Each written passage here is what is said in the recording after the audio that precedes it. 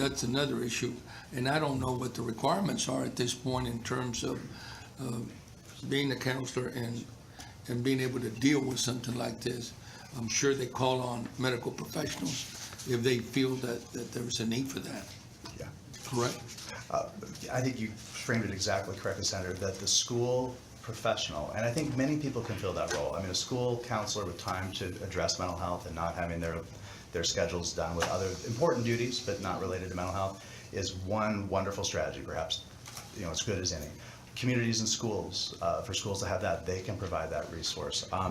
Schools that have school-based clinics, you're going to hear from people later who run school-based clinics. That's another wonderful resource to be able to identify and treat. But we have to recognize that just like physical illnesses, no one person is going to have, and you said this, is going to have the expertise to treat every condition, especially something like a psychosis, which requires physicians, medication, assessment. So what they're going to do, we call it kind of a liaison role. They're going to find them, and they're going to help them get to the right treatment, working with their family, because the family's critical. You can't just treat them without their family. So I think the way you describe that is exactly right. And we're going to, I think, have to look at multiple strategies to have those people available to teachers. And while we can train teachers to recognize mental illness, the teachers themselves need someone, we believe strongly, and the research I think shows, to do that liaison kind of role to get people to the help they need, which I believe is how you describe it, sir. Thank you. Carry on. Thank you. Unfortunately, I've got through most of the rest of my testimony, so I won't go too much longer. I know it's a long day. So again, we kind of lay this out beginning with slide 6, and this is very much what Senator Lucio was just talking about. The schools need people who know what to do. They need people on staff, under contract, all the different options. And one way to fill those gaps that has been discussed, and we think is a very promising way, is the Twitter project that Texas Tech has identified, which allows us to use telehealth in schools that cannot, because they're either rurally located or in communities that don't have access, they're healthcare deserts. Telehealth is a way to get a person with expertise beamed into every school in the state, and it's a strategy that we think is one that you all should be looking at as a very efficient, effective way to when the teacher or the school counselor, if there is one or if there isn't one, the school personnel need more help to be able to get someone to help them think through what to do.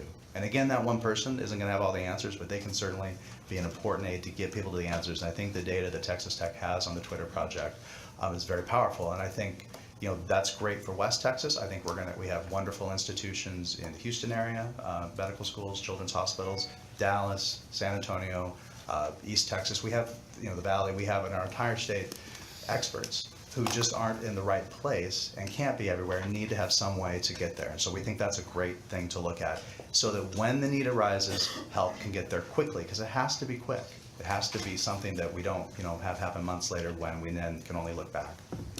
So that's one leg of the stool. The second leg of the stool, which I mentioned, the bill that Senator Nelson announced that she's going to be working on, this Child Psychiatry Access Program. 30 states have these.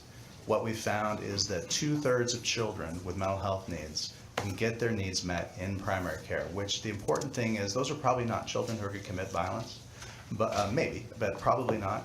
But what that does is it frees up the capacity of our specialists to really then be able to attend to those higher need individuals and children.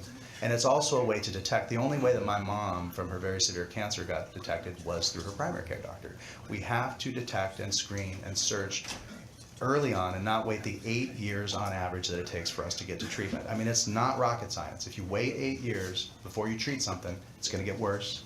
A lot of other conditions are going to escalate. And so the only strategy that we believe is going to get us ahead of the game is to have this sort of access in primary care. And then the last is the 20,000-ish, 35, 40, but not 100,000, not 1 million.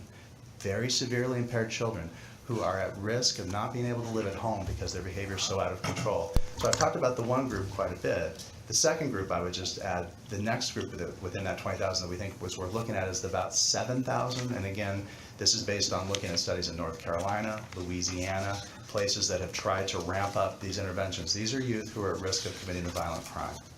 And a lot of times the risk factors that get you into a life of crime as a young person are trauma, untreated depression, other things that in young men often get manifested by anger, not by crying or other types of things we associate with depression.